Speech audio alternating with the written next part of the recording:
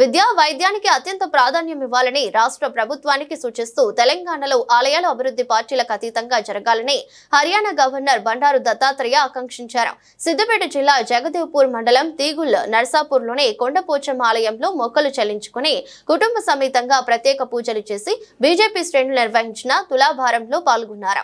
అనంతరం కురుమ సంఘం ఆధ్వర్యంలో నిర్వహించిన సన్మాన కార్యక్రమంలో బండారు దత్తాత్రేయ, ఉమ్మడి మెదక్ ఎంపీ రఘునందన్ రావు పాల్గొన్నారు.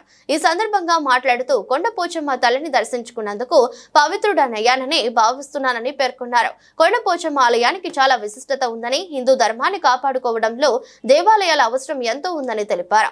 సమాజానికి సేవ చేసే బాధ్యత కూడా నాకు ఉందని, అన్నిటికన్నా ముఖ్యమైనది విద్య అని, ఎవరిని డబ్బులు ఇచ్చినా మన దగ్గర ఉండవు కానీ విద్య మనం ఉన్నంత వరకు ఉంటుందన్నారు. ఆలయ అభివృద్ధికి తన వంతు సహాయ సహకారాలు అందజేస్తానని తెలిపారు.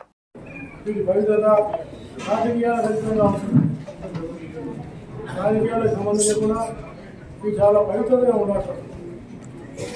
అలాగే ఈరోజు మన కుటుంబ సంఘం మిత్రులు నన్ను ఇక్కడ సన్మానించినందుకు నేను వారికి ధన్యవాదాలు తెలియజేస్తాను.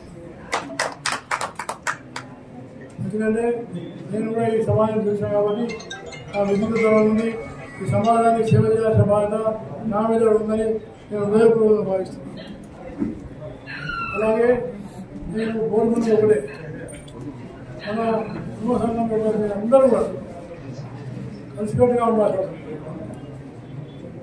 అలాగే ఎవరైనా రోడ్లు ఇస్తా అంటే రోడ్లు తీసుకోండి, ఇస్తే వద్దాం. కానీ మనకు కావాల్సింది ఏంటంటే విద్య, ముఖ్యమైన విద్య. విద్య వల్లనే మన సమాజం చాలా అభివృద్ధిలోకి వెళ్తుంది, ఉన్నతమైపోతుంది. కాబట్టి విద్య అత్యంత ప్రాముఖ్యమైన. ఎవరైనా పైసలు ఇచ్చినా మన ఉండవు, అవన్నీ కూడా వెళ్ళిపోతాయి.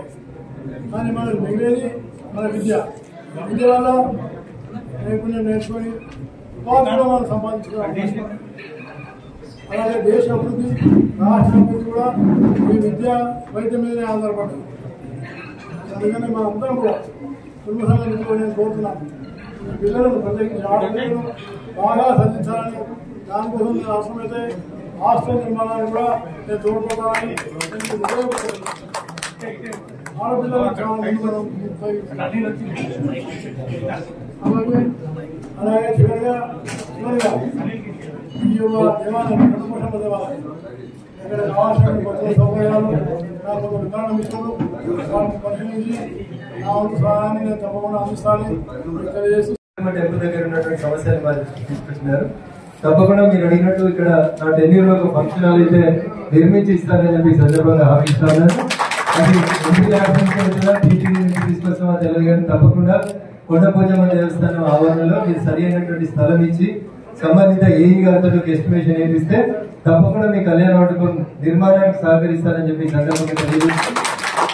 మిత్రుడు పింగి స్వామి గారు ఏదైతే కుటుంబ సోదరులకు సంబంధించిన సమస్యలను ఇప్పుడు ప్రస్తావించడం జరిగిందో, గవర్నర్ గారి సహకారంతో భారత ప్రభుత్వం నరేంద్ర మోడీ గారి నాయకత్వంలో తప్పకుండా మీ సమస్యల్ని పరిష్కరించడానికి ప్రయత్నిస్తామని చెప్పి తెలియజేస్తూ, ఎప్పుడు కూడా మీ కులవృత్తిని గొంగడిని మర్చిపోవద్దు.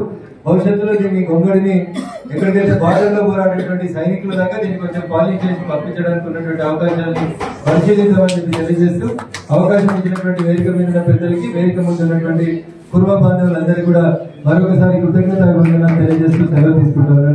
జై హింద్, జై భారత్, జై కుటుంబం.